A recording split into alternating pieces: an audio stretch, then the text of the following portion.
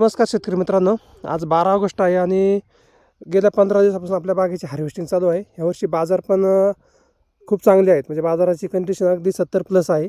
आणि अशातच आपल्या शेतामध्ये जो काही माल असतो तो माल जर आपण क्वालिटीचा काढत राहिलो तर आपल्याला मिळणारे बाजारभावसुद्धा खूप चांगल्या पद्धतीने भेटत असतात. हे पाहू शकताय, हे अशा पद्धतीचा आपला माल आहे. साईज होणार आहे आणि क्वालिटीसुद्धा खूप सुंदर आहे. अशा पद्धतीची जर साईज असेल तर निश्चितपणे आपल्याला चांगले बाजारभावावर चांगले पैसे पण होत असतात. कारण की चांगल्या आणि टॉप क्वालिटीचा माल काढत राहिलो तर निश्चितपणे आपल्याला त्याचा फायदा होत असतो. दरवर्षी बाजाराची चढउतार चालू असते, परंतु ह्यावर्षी आपलं नशीबही चांगलं आणि आपला बागही चांगला.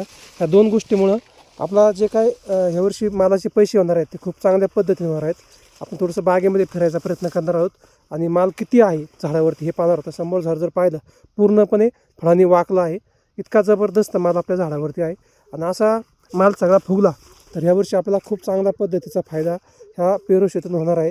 मागल्या वर्षी ह्याच बागेमध्ये आपले माल चांगला निघाला होता, पण बाजारभाव अगदी 20, 22, 25च भेटले होते. परंतु ह्यावर्षी बाजारभाव पण चांगला आहे, माल पण भरपूर आहे आणि अशा पद्धतीचा माल जर निघत राहिला तर गेल्या 3-4 वर्षातला रेकॉर्ड मोडेल आणि आपले खूप चांगले पैसे होणार आहे. शेवटला आपण थोड्या नंतरच्या काळामध्ये त्याची माहिती पण घेणार आहोत. परंतु अशा पद्धतीने जर माल लागला तर पेरू शेतीतून सुद्धा खूप चांगले पैसे होतात.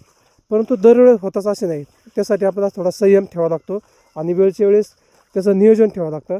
आणि नियोजन जर ठेवलं आणि चांगले बाजार जर भेटत राहिले तर निश्चितपणे त्याचा फायदा होतो आणि आपल्याला त्याला चांगलं उत्पन्न भेटण्यास मदत होत असते.